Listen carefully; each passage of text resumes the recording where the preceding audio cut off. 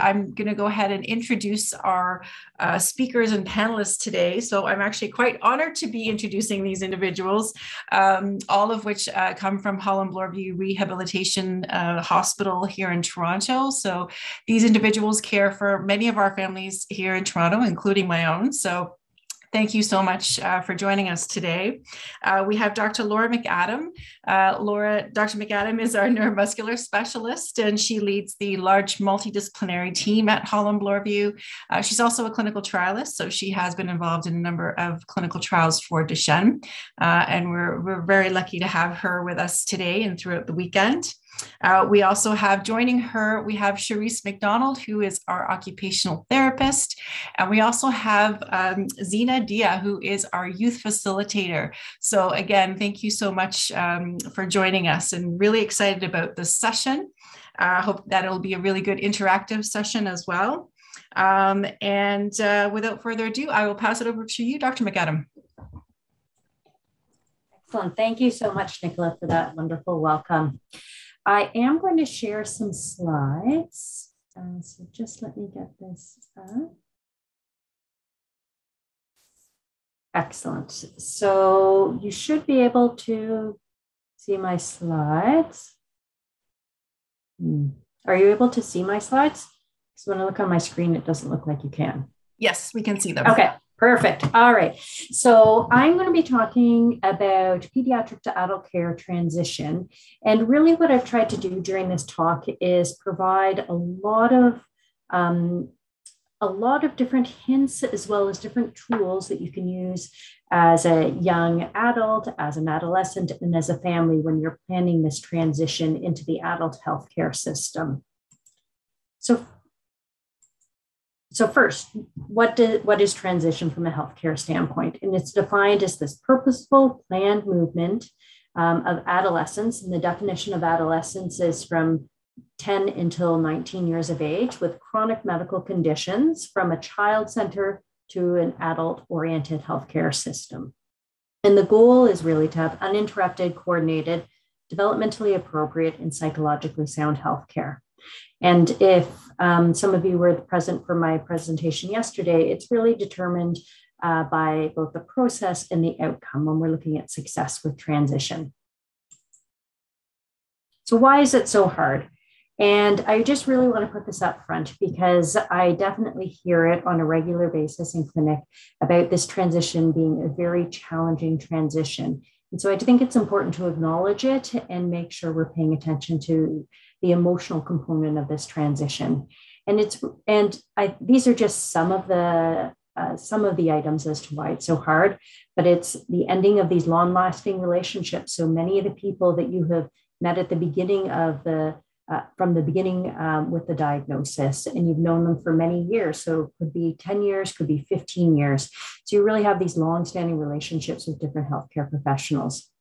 There's also a perceived loss or a change in services that happens when you're transitioning from a pediatric to an adult-centered healthcare system. And I guess what's also really important is adjusting to the differences in the culture of children's and adult services. So I think there are many different components, and it's important just to be aware of some of the emotional transitions that are happening simultaneously. So when should it start?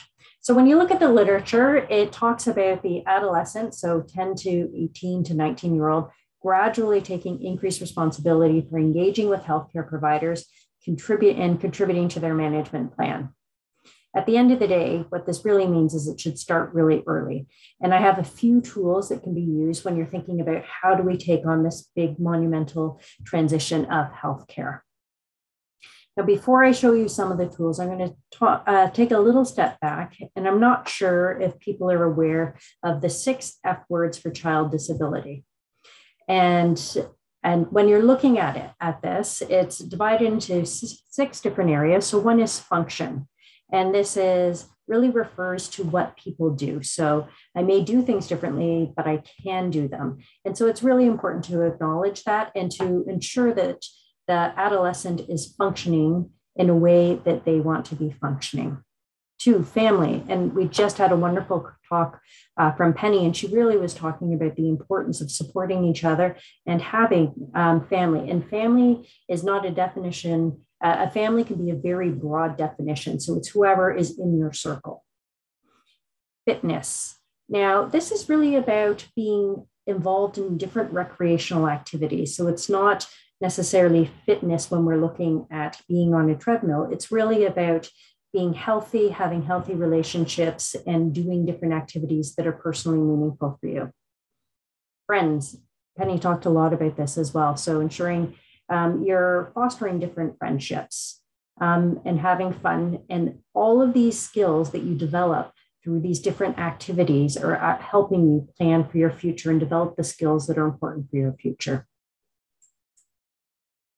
So how do we start? So I'd say speak with your neuromuscular team, and sometimes they're rehab teams, sometimes they're medical-based teams, and really asking them, because we need to demystify the process and understand what those next steps are.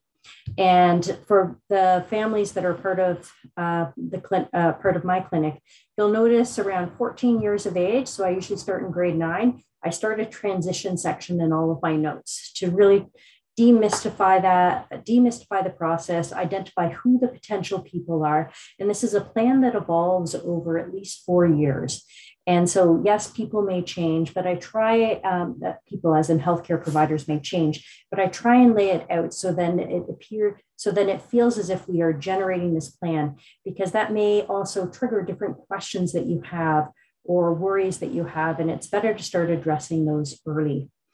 And it's important to ask about resources or community or different programs at your medical or rehab center, in your community, at your school. And it's important to work with your adolescent, because this is their healthcare transition. And so they're essential in this process.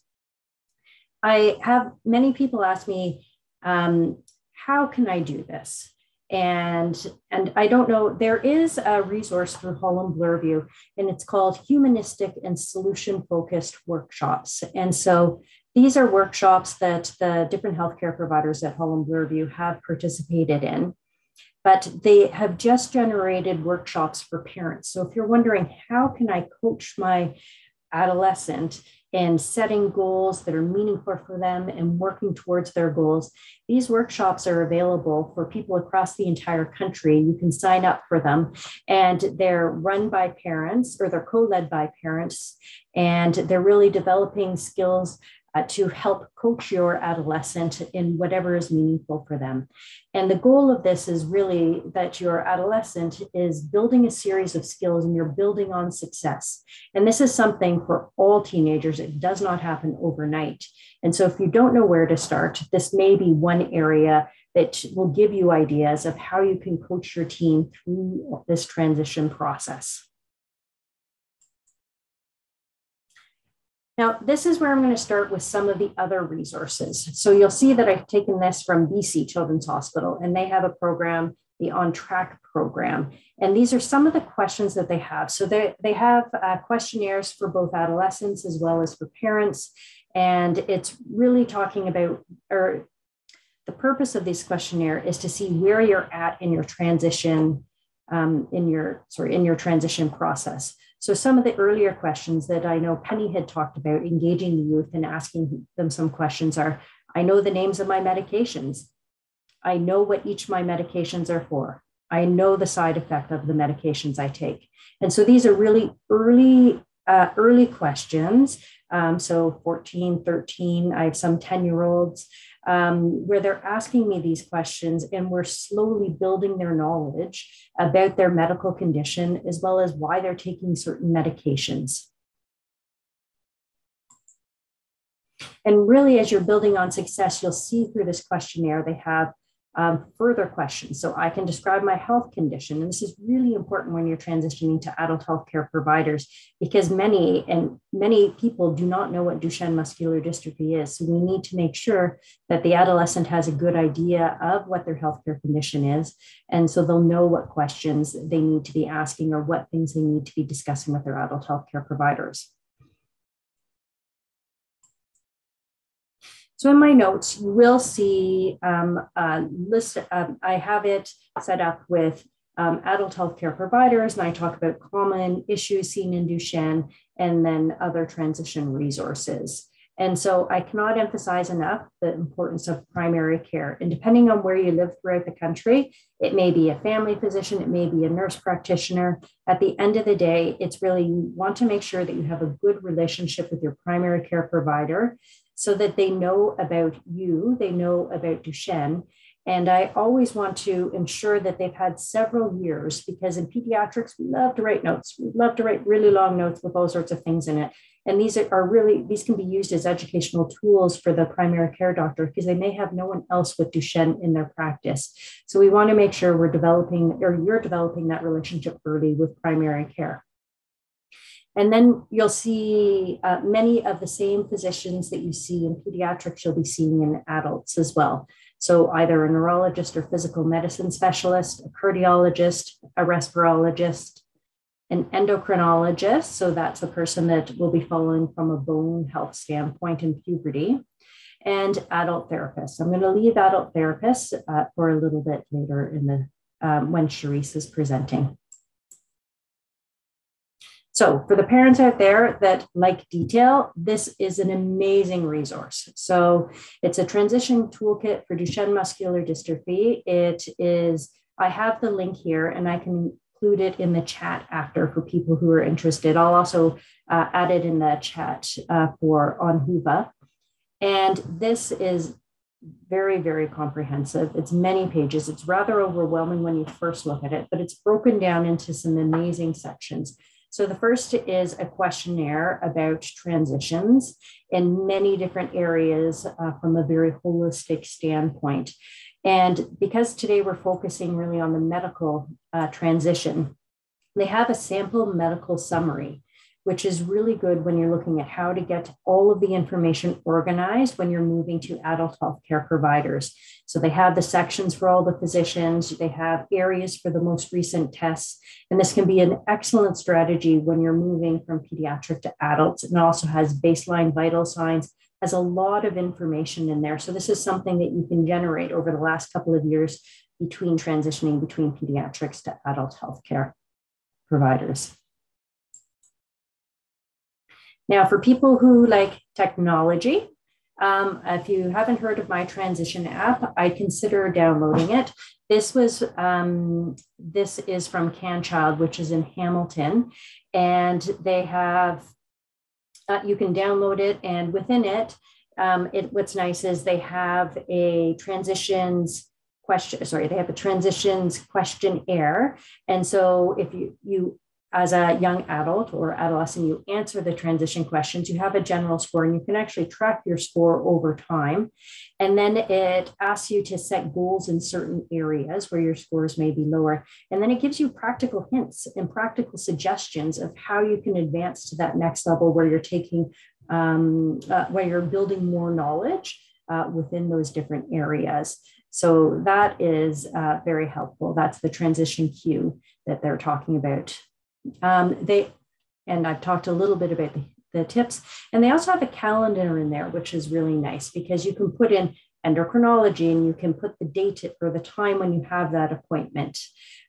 So I think that this is for people who are very technology savvy and they want to be using their smartphones, this is an option for you. Now, this option is a paper option. So some people do not like electronics, which is completely fine, or you're worried that you may run out of batteries. And so this one is from SickKids website, and it's called My Health Passport. And this one, you sit down at a computer. So you do need computer access, and then you start filling in all of the information. And so the pro is you get a handout that you can have at the end that you print. But the con is you can't modify it. But it is really good with, breaking out the different parts of Duchenne, and they do have some standardized text within it. So they talk about stress dosing of steroids, And if anyone wants to talk about that after, we can talk about that. They also have areas for drug allergies, and they have areas where you can put in all of your adult physicians' names and you can put their contact information. So I didn't put that in when I was just doing this sample. And they also talk about vendors, because vendors are very important from an equipment standpoint.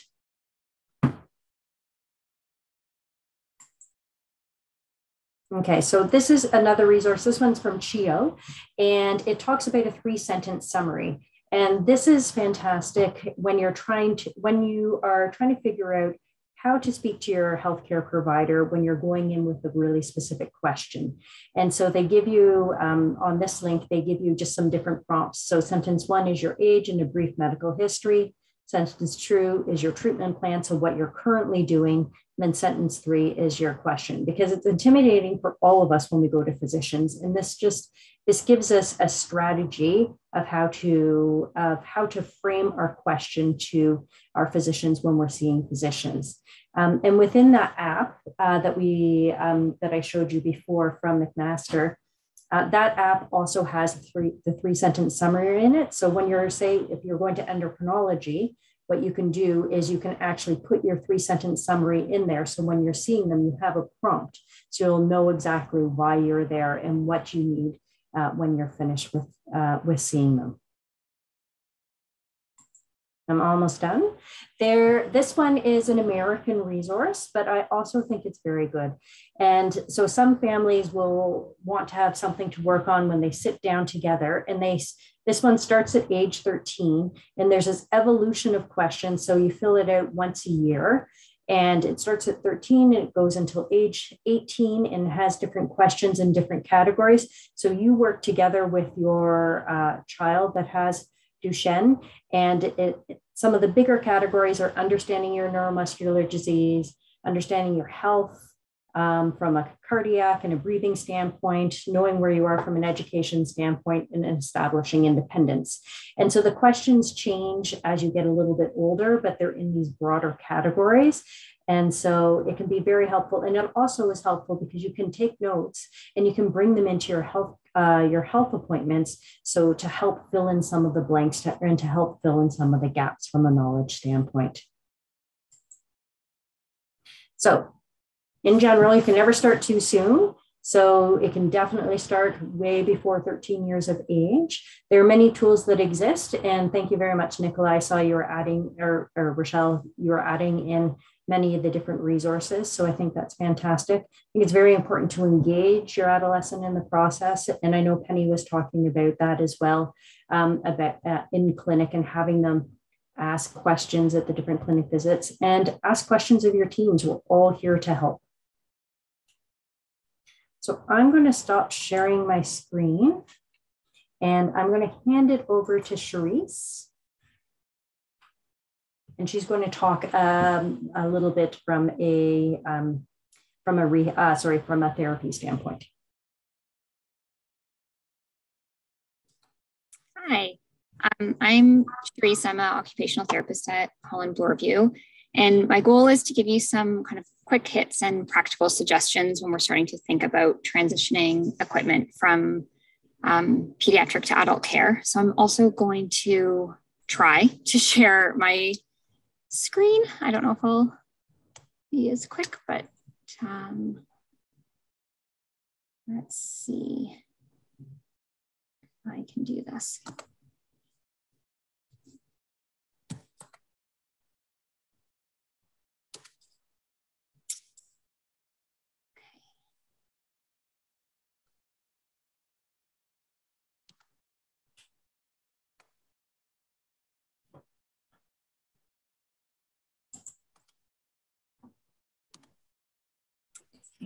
Do you have that now? Yes, we see it. Thanks, Charisse. Perfect. Thank you. Okay, so the kind of few things I'm going to go over, and I'll try to keep it fairly quick just so there's some time for questions and discussion.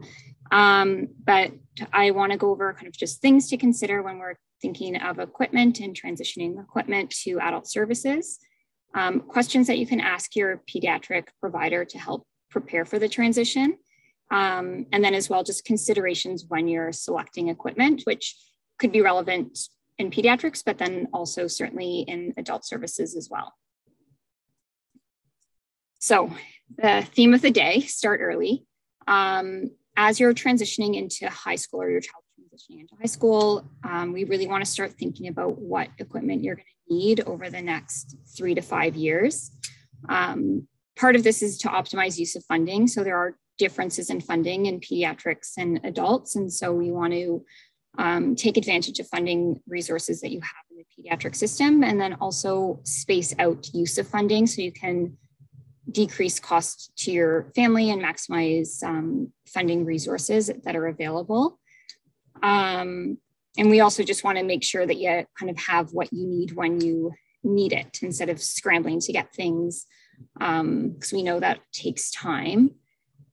It's also, as Dr. McAdam has already talked about, important for your child to familiarize themselves with their diagnosis, but also with the community, the equipment that they have in place. So what equipment do you have? What features does your equipment have? And why do you have those features? How are they helpful for you?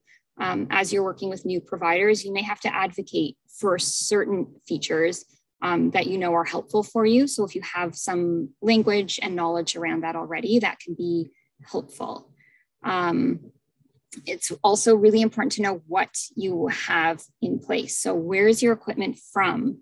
Who are your vendors? Is everything from the same place? Some of it may be from different places, especially if you have respiratory or other equipment in place. So who do you call if you need a repair or adjustment? Is there room in your current equipment for it to grow? Or if you grow, does it need to be replaced? As well, how old is your equipment or how worn out is your equipment? Can it be or should it be replaced before you transition to adult services? Or do you have a sense of approximately when it might be due for replacement, either because there's a time limitation based on funding, or just signs that something is worn out and should be replaced that you should be aware of just in terms of maintenance? Questions to ask your pediatric provider. And so they're probably questions for your therapist, but could also be potentially for your vendor or medical team as well. But one is just to review everything that you have in place and identify any possible gaps. So we want to think about home, but also community. So school, family outings, vacations if you're planning, and kind of what are the things that you might need or need to participate for certain things? Are there barriers to participating in activities or certain things that are hard? So really trying to find those gaps and then work together as a team to find equipment to help fill them if that would be helpful. As well as an adult, how do you access therapy, assessment, and services? It differs across Canada, so I can't tell you exactly how it's done, but it's a really important question to ask your pediatric provider because they should know within the region where you are how to access services as an adult. And it's worth looking at public and private options just so that you know all of the options that you have. Depending on funding available to you in your region, you may be able to access some private therapy if you choose. Really important to know about any specialized assessment sites, specifically for seating and mobility. Our positioning is really, really important for our function, our mobility, and participation and comfort. So as we get older, sometimes we need more supports or more specialized features. And so it's important to work with therapists who have experience. Some regions may have specialized services or assessment sites. Others may just have recommendations of therapists that have that experience and knowledge. And again, what funding sources are available in your region. So it's something that differs a lot across the country, but something that your therapist should be able to help with, particularly if they have experience working with individuals with neuromuscular conditions. As you're transitioning, they should have some information about what's available to you as an adult. And in terms of considerations when selecting equipment, so one important resource is your peers or individuals in your community. So knowing what works well for other people may not work for you, but it can be a good starting point if you know people are really happy with certain equipment that they already have in place. Some families also have been really creative in making a small tweak to a piece of equipment, which makes it way more functional for them. And so they're really, people who use equipment are experts in equipment. It's really important to try equipment before you purchase it, partially just to make sure it fits, that it's comfortable, that it's going to meet your need, but also to make sure that it works in your physical environment. Another thing that can be helpful is as you're transitioning to adult services, you're going to likely transition to new therapists. However, sometimes you can continue to work with the same vendor representative. So if you're working with someone who you're familiar with and feel comfortable with, they can help to bridge that gap of the transition because they know you, they know what's important to you, they already know what's worked or hasn't worked in the past, and that can be really helpful. And another important thing is to just do your own research about equipment and specific features. So sometimes there are features that aren't funded, and so a vendor or therapist may decide not to talk about it, but if you know, you can ask. I know a lot of my clients will look at all of the different power wheelchairs and models and spend lots of time researching and come back with something that they want and that will meet their needs. And it's important to be an active participant in making some of those decisions.